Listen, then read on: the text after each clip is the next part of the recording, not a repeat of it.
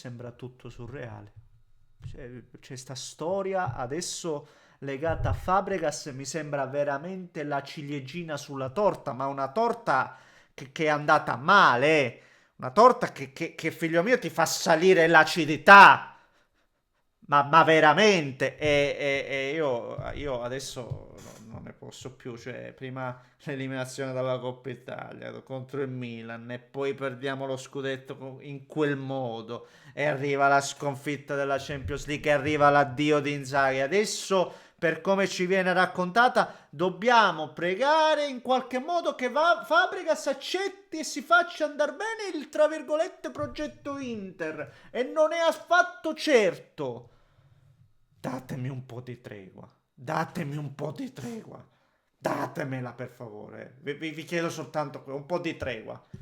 Mamma mia, mamma mia. E poi fatemi dire di sta storia. Mi sembra che ci abbiano capito poco, niente. So tutti impreparati. Forse gli stessi protagonisti. Perché sentire Marotta oggi che dice usciremo fuori da questa situazione imprevista. Già che la chiami così, onestamente, lui che ha sempre trovato le parole giuste, ecco, rende però abbastanza l'idea. E sulla questione Fabregas, perché dico non ci ha capito niente nessuno? Perché stanno dicendo veramente tutto il contrario di tutto. Sky, Di Marzio, Romano, Pedulà, chi più ne ha più ne metta, no?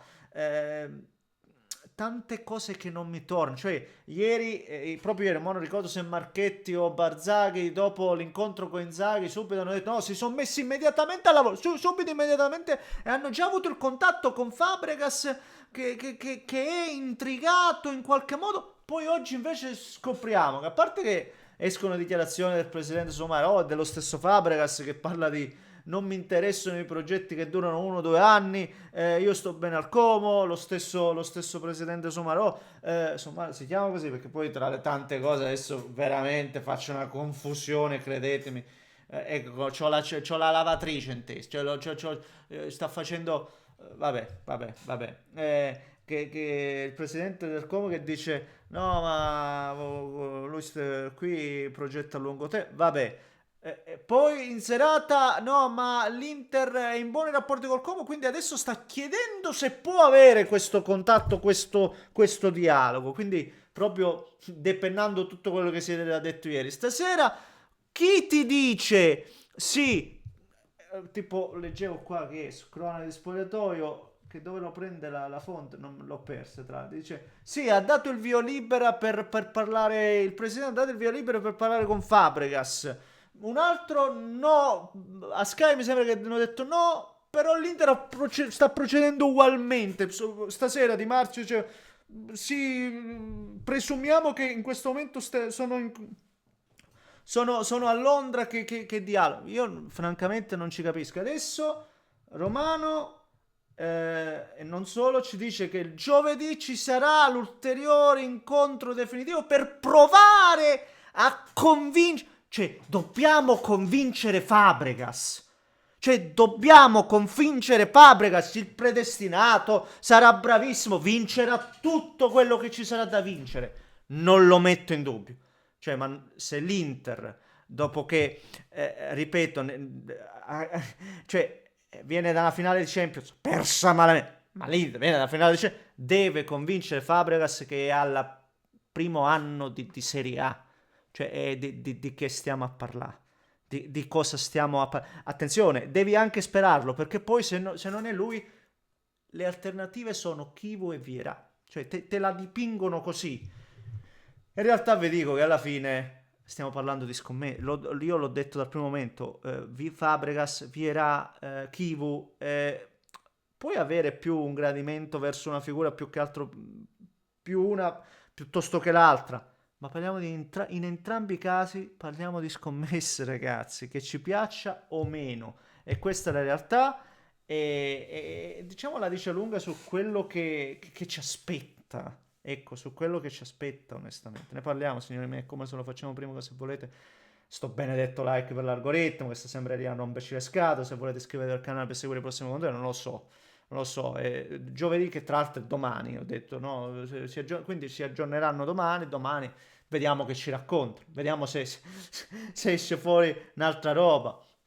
E comunque quando mi accorgo, quindi se volete scampanellate per rimanere aggiornate per la notifichina e quant'altro, mi accorgo che veramente quando arriva di tutto poi a una certa, no? Che veramente arriva di tutto, il contrario significa che c'è una situazione imprevista, una situazione non calcolata. E qui è la prima critica che forse devo muovere un po' anche alla società, perché questa situazione non sta sfuggendo un po' di mano, non è stata secondo me, non voglio dire che è stata sottovalutata, però vabbè, io lo ribadisco, la butto là in maniera molto sintetica e senza trovare giri di parole. Cioè, se devi stare lì veramente a convincere Fabregas, è una roba che onestamente mi inquieta, ecco, mi inquieta un pochettino. Poi, ribadisco, non discuto le qualità, però quantomeno, quantomeno concedetemi, ribadisco di essere quantomeno dubbioso. Questo è, ragazzi. Francamente, non è che ci sia tanto altro da aggiungere perché valutando in tanti poco percorribile, tipo Di Marzio dice che non è molto fattibile, no? Arrivare a Fabregas. Valutando questo, si va sui piani B e pare che ci siano Kivu e Vierà, di cui tra l'altro Kivu ha visto perché sta provando a rinnovare col Parma. L'unico accessibile facilmente pare che sia Verà perché c'ha questa sorta di clausola di mezzo milione, se non vado errato, sì, e quindi volendo poi, poi andarlo a prendere, no?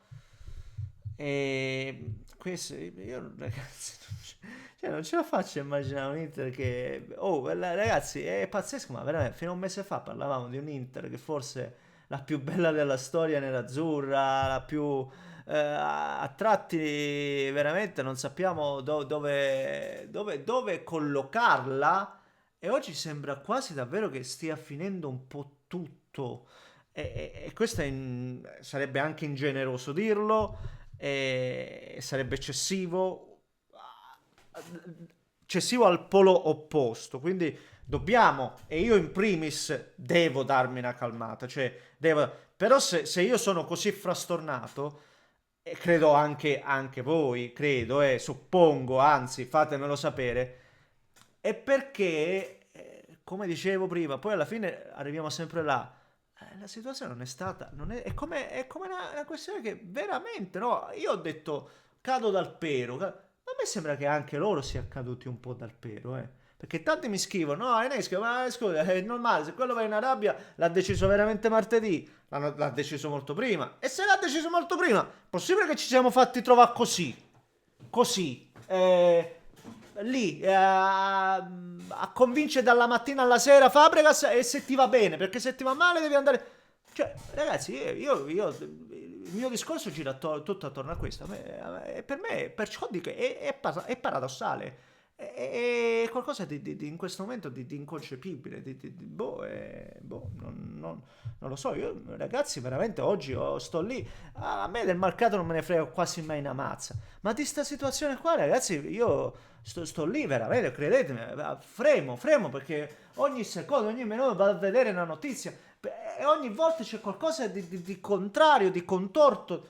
E questo è lo stato in cui mi trovo. Qua impazzì dinanzi a voi, perché questo è il discorso. Vediamo. Ribadisco, poi è capace che tu prendi Vieira. Ragazzi, paradossalmente, Vieira non è che ha fatto meno bene di Fabregas. Attenzione, perché Vieira è quello che arriva al Genoa malissimo, no? Diciamo, perché toglie Girardino? Vanno a togliere Girardino, lì il problema è tutto tranne che l'allenatore. Arriva Vieira e il Genoa si salva praticamente con un girone d'anticipo, quando lo davamo tutti per retrocesso. Questa è la verità. Quindi, se proprio andiamo a vedere quello che al momento ha quelle vibes da allenatore di Serie A, anche un po' no, non voglio dire allegriano, ma quegli allenatori così, no? Che passa da Cagliari e poi al Milan. A me quell'idea me la dà più Vieira che Fabregas, se proprio ve la devo dire lì, no? Ragionando così a cuor leggero. Certo è che, ribadisco, i profili che mi aspettavo erano un po' diversi. La realtà è che poi Allegri è andato al Milan, Conte rimane a Napoli, cioè anche la stessa Juventus che rimane con Tudor, no? Perché poi alla fine era la terza, quarta, quinta scelta, ma rimane con Tudor, per farvi capire che stiamo seguendo un po' quella scia là. E l'essere così impreparati proprio dall'Inter di Marotte, di Ausilio, proprio non me lo aspetto. Proprio non mi posso aspettare il resto, il solito mercato languido sotto tanti aspetti, ma non mi è chiara sta questione qua. Non la riesco a inquadrare bene ancora. Non la riesco proprio a inquadrare bene. Va bene, ragazzi, forse ho anche straparlato, può essere, però io voglio comunicare il moto di questo veramente, questo cocktail di emozioni e cocktail di notizie, emozioni e notizie che si aggrovigliano tra di loro e che, ribadisco, mi gira la testa. A me gira la testa e non mi è chiaro ancora quello che è il futuro e la sorte. Poi ripeto, ma se Fabregas veramente deve essere convinto per venire all'Inter, ma di che progetto stiamo parlando allora? Cioè, di che progetto? Boh, non lo so. Poi è anche vero che Como lì davvero senza pressioni e, e ogni anno sa già che c'è un mercato come si deve, può fare quello che gli pare. Però l'Inter l'anno prossimo va a giocare la Champions League e ci va da finalista dei campionati, finalista di Champions. Sì, l'ha perso, banalmente, figurati. Ma l'Inter è una squadra, è quello che vi dicevo prima di Inzaghi, cioè, ecco, arrivo al punto cruciale, cioè Inzaghi ha portato l'Inter a una dimensione europea. A me sembra che tutto sto giochino che sta arrivando mo stia cancellando, stia proprio depennando questa roba qua. È questo che mi manda in bestia. Cioè, cazzo, non ha vinto, ha perso scudetto. Dite quello che vi pare. Per screditarlo, dite quello che vi pare. Va bene. Ha portato l'Inter a una dimensione europea.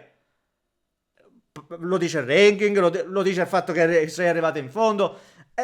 L'ha portata là. E a me sembra che tutto questo in questo momento quasi venga proprio depennato. Cioè, non vale nulla sta roba qua. Boh, non lo so. Fatemi sapere cosa ne pensate voi. Commentate ragazzi, se volete iscrivetevi al canale. Un grande abbraccio. Daneschi, buonanotte.